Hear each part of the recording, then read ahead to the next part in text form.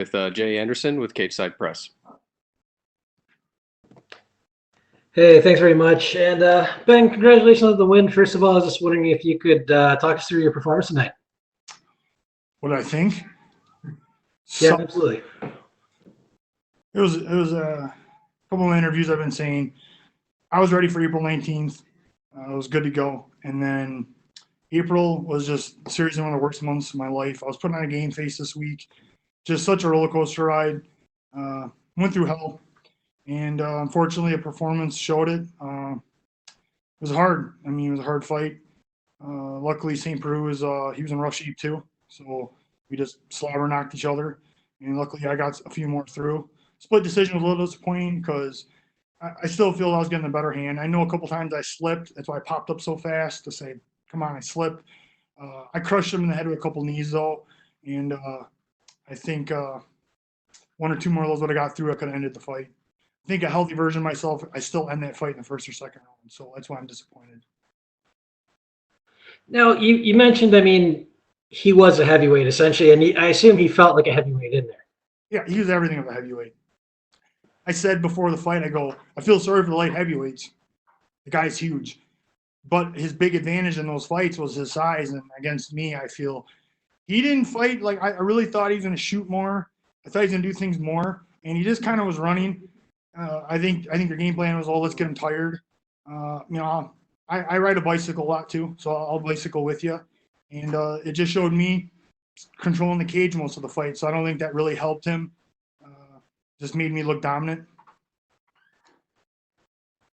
Now, you mentioned during fight week, I mean, time is sort of against some of the older heavyweights, some of the veterans in the division.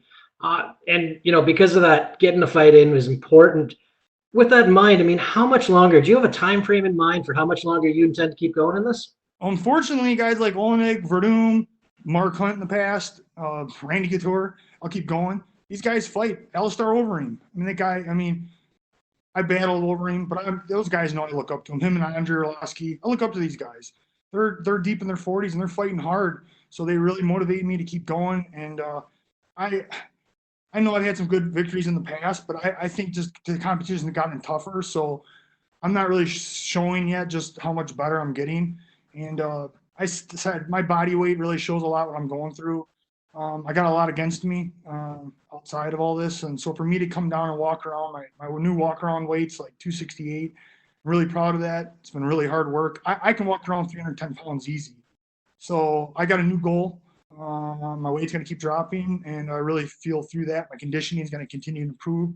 I'm going to get faster, and you're really going to start seeing some more well-roundedness in my game. And last one for me, you mentioned Oleksiy Oleinik in that list of the older guys. You called him out tonight. I mean, obviously, he's coming off a win, but besides from that, why that call out? Because he beat Verdum. Verdum was somebody that I was supposed to fight in the past. Just a huge win for Oleinik. He looked, really good. I just think it'd be a great fight. I even think that fight put him maybe back in the rankings. So that's where I need to get to. I need to fight one of the top guys, and he's kind of right at that cusp now. And somebody I haven't fought yet. So rock and roll. All right. Congratulations, Ben. Best of luck. We'll go next to Louise Green with MMA Crazy. Your line is open. Hi, Ben. Just going off of that last question, how do you see a fight with Oleinik going down?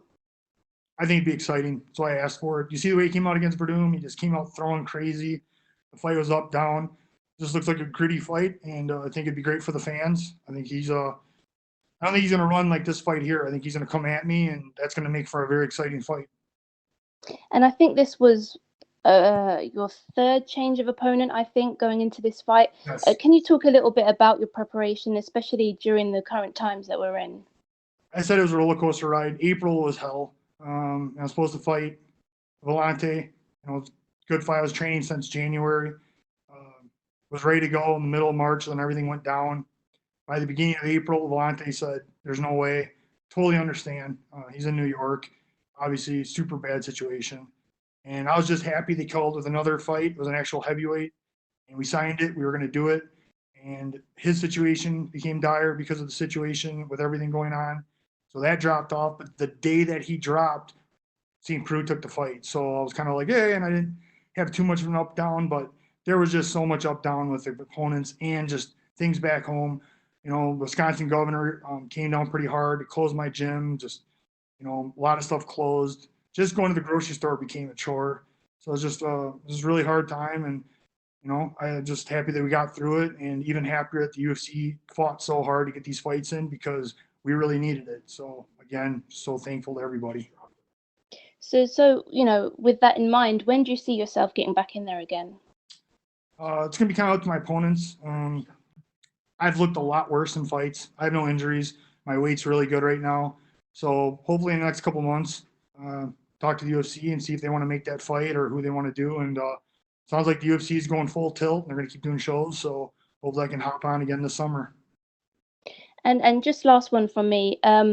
John Jones tweeted after your fight, and he said he visualized himself in there, obviously seeing OSP as a light heavyweight fighting at heavyweight. And that's something that John Jones has obviously been quite vocal about, is moving up to heavyweight. How do you think John Jones would do? I think John Jones is a guy that can win fights, you know, pretty much everywhere. He's just a very skilled athlete. I said the same thing about a guy like Khabib. I believe Khabib could beat guys bigger than him. You know, when you're a talented fighter, that's what a fighter is. A real true fighter doesn't pick weight classes. It's just, that's the way our sport is. But a true fighter goes out and fight anybody. And John Jones obviously is. And that's how I feel. I feel if there was a super heavyweight division, I'd be a reigning champion for sure. I would be taking on guys bigger than me. That's why I'm the Honey Badger. I don't give up. Thank you so much. Congrats on the win. Next question comes from Shaquille Majuri with MMA Mania. Your line is open.